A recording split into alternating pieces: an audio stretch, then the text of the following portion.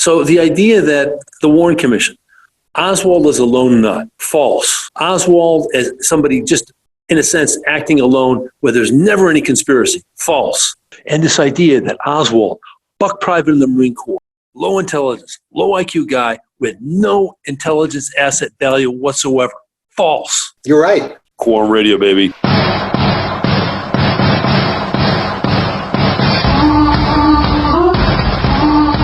Hey folks, I'm today with Professor Ronald Reichlak, he's a Jamie L. Whitten Chair of Law and Government at the University of Mississippi and co-author of 11 books, including Hitler, the War, and the Pope. And he also co-wrote the book DISINFORMATION, co-authored by the highest-ranking Soviet bloc officer ever to defect to the West, Ian Mihai Pacepa, which tells the story of the Soviet plot to destroy Western values by smearing Christian leaders, including Pius XII. And it also contains the fascinating story of how Lee Harvey Oswald was actually a Russian agent. And I'm gonna leave Ron Reichlak to tell us the incredible story. Now, Ron, just as a preface to everything, the findings that you had and also that Ian Mihai Pacepa had in his book about Lee Harvey Oswald, Program to Kill. What is the documentation based on? Well, thanks, Bill. I appreciate the opportunity to be here and to talk about this stuff. Our book, Disinformation, focuses on how foreign intelligence from the Soviet bloc, and Pacepa, my co-author, was the head of foreign intelligence in Romania, which was part of the Soviet bloc at the time. So he directed spies. He was a spy master, frankly. And the important thing that book talks about is how when we talk about spies, when you and I think about spies, we think about spies stealing information, taking it home and misusing it or whatever. He points out, and we point out, I guess, in the book, that really the most important thing usually is actually implanting false information, misleading the other side, causing them to, particularly with the Soviet bloc, causing countries in the West, causing the United States to doubt our history, to doubt our heroes, to doubt our leaders, to doubt our government, to question all of those things that have made America unique and made America great throughout the years. So if you can see that dissent, that distrust throughout the United States, you're going to end up advancing the Soviet cause. And so the book Disinformation is about implanting that false idea of disinformation. So one of the biggest ones is about the Kennedy assassination. And about that, before we go on, excuse me, Ron, I do want to just interject for a second here to give listeners an idea of the stature of Ian Mihai Pacepa. And I think I understand, if I'm not mistaken, that he actually attended a meeting in the Oval Office during the Carter presidency with Nicolae Ceausescu. Isn't that correct?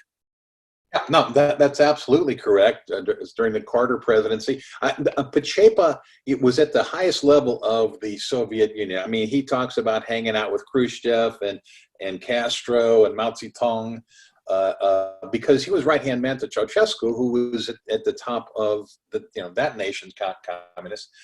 And so he was actually in the White House. He was in the White House. He was actually, I believe, out in the Rose Garden one time, and he's standing there, and Jimmy Carter is lavishing praise on Ceausescu, talking about how Ceausescu is the new face of communism, the new communist, the kind of guy we can do business with. And Pacepa is sitting there, and he knows, by the way, that Ceausescu is a butcher and a fraud and a phony. And he's thinking, we have fooled the United States president. So first of two deep dives, but I wanted to first start with our person of interest, number one, Lee Harvey Oswald. Tell us about him. Tell us about his decision to leave the Marine Corps and his role in this incredible drama called the JFK assassination. Right. Well, and I will point out that, as you know, Pacepa wrote a book entirely on this topic called Programmed to Kill. And then we focus in Disinformation more about the latter half of the story. But let me tell you the first part of the story. Sure. Lee Harvey Oswald is, a young American guy who becomes a sharpshooter in the Marines, teaches himself Russian, becomes, irritated at the United States. He actually, there's a great story that's not widely talked about, but when he was stationed for a while in Japan, he was involved in some air control levels where he knew information not widely known, not a lot of people would know, but he would have known, for instance, when where Gary Francis's Powers U-2 spy plane, what level it was, where it would have been at the time, because he was, that was part of his job, was watching out for those kind of things. Now, if your listeners may not remember, Gary Francis Powers was shot down on May Day 1960 in the Soviet Union. It was an enormous embarrassment for the United States, enormous propaganda coup for the Soviets. An interesting thing that Pacepa goes into, because it was right before this happened, when Oswald was one of the few people who would have had this information. Oswald, who was notoriously broke and notoriously tight and not really a guy who went out on the town a lot, is suddenly out on the town spending lots of money with very beautiful women on his arm. This happened while he was in the Marine Corps? Whereabouts So was this when he was stationed in Japan, right? He was in the Pacific. Right. Honestly, I forget exactly where he was, but I know he was in the Pacific, and might have been, and perhaps it was Japan. I was thinking Hawaii for some reason, but I know it's the Pacific. It was very out of character for him. And so, I mean, this is that part of Pacepa is somewhat conjecture. I mean, but pieces fit together very nicely. I mean, something that no one ever talks about, but is very intriguing. And if that fits, if he received payment or women or whatever it was, and did something to help out the Soviets with that matter, they owned him from then on, right? I mean, Of course. Whether regardless of what he wanted to do from then on, he would be owned by them. And Excuse me, Ron, one quick interjection here. Apparently he was when he was in the Marines in 1957, he was stationed in Atsugi, Japan. Okay, but that would make sense then. But I knew it was in the Pacific somewhere, and I wasn't sure exactly where. Right. Sure. So then all of a sudden, the according to what your findings were was that, and maybe this is something that was based on independent research into his Marine Corps career, that he had that incident when he was all of a sudden flush with cash and with good-looking chicks. Amazing. Yeah. According to the guys who knew him at the time, who they talked about it. So he wasn't charged with that. I mean, that's a little bit of conjecture, but Sure. it's very interesting. That's strange. Okay, Yeah. so now anyway, he becomes alienated from the United States, becomes angry at the United States. He teaches himself Russian. So he's a Marine, becomes a sharpshooter who teaches himself Russian and decides to defect to the Soviet Union. Now, the traditional story, and you see this when you watch the History Channel or something, particularly in November around the assassination time. They're always running biographies here. The traditional story is he went to the Soviet Union. They decided he was a flake, and they had no interest in him. I mean, it's on the surface that doesn't make sense. That the guy's not an idiot. He's a sharpshooter. He taught himself a foreign language. He made it to the Marines. That's an impressive thing in and of itself. And I'm watching a show. When I first read this part of Pacepa, and I'm talking with Pacepa, and I first read about it, I'm watching this show, and they're interviewing a Russian officer who said, "Oh, yes, we realized right away he was a flake, and we didn't want to do anything with him. So we sent him to this town." And then the voiceover comes on. It goes, "Surprisingly, he was sent to the nicest apartment in this town." Okay, step back a moment, and again look at that and say, wait a minute. Why do we believe that they were not interested in him? Well, we believe they're not interested in him because they said they weren't interested in him, but they were giving us false information. We know that.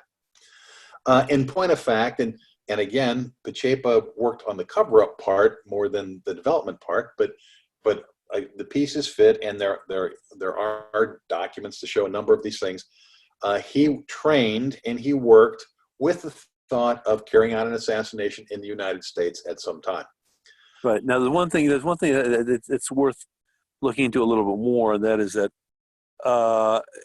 as you probably know, there are 3 levels of rifle and pistol proficiency in the Marine Corps, which are marksman, 190 to 209 points on the test.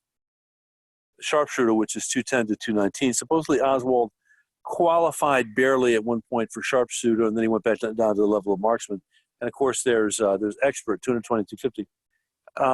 Some will say that Oswald was not a very good shot, but if he qualified at least to be sharpshooter, it's conceivable that in the passage of time, the passage of years, he could get a little more proficient, right? Tell us a little bit about what possibly happened in the Soviet Union along this vein. Well, I mean, what you say is absolutely true, but also, look, they didn't pick him because he was the best shot. He was the best guy they had, the best guy who came to them and said, "I want to work with you," and I've taught myself Russian. But he was a sharp. He did qualify at that level, and so I don't really see that as a huge knock against the whole overall story. That point has been made many times, of course. But again, they weren't able to go and pick the best shooter that they could find. They had to take the guy who came to him, and he came with some pretty good statistics, some pretty good abilities. Carrying the language, the interest, all that. And while he was over there, he got a serious relationship that certainly fell apart at the last minute. He ends up not marrying the girl he was with most of the time. He ends up marrying Marina shortly before he comes back to the United States. Now, again, Pacepa provides some insight into that relationship. With Marina, or the first relationship? Marina. Oh, okay. Yeah. Right. That it was not unusual when someone was going overseas for them to be provided with a bride who, in some level, worked with the intelligence agencies. I have a tendency to talk about the KGB. Technically, when it's overseas, it was the PGU. So if I ever slip the KGB in the United States, that would have been within the Soviet Union. When they're in the United States, it's the PGU. But it was very common for them to set someone up because you want a team, you want a home life, you want cover. And the most commonly told story is that Oswald soured on the Soviet Union, decided to move back to America. But if you look at his records, if you look at the letters he wrote, if you look at what he wrote to the embassy, the Soviet embassy in D.C. shortly before the assassination, you'll see he wanted to move back. He talked to people about being back in the United States just for a while. Marina wrote to folks about coming back, wrote to the embassy about coming back separately from Lee Harvey Oswald. So he came back to the United States in his mind to carry out an assignment.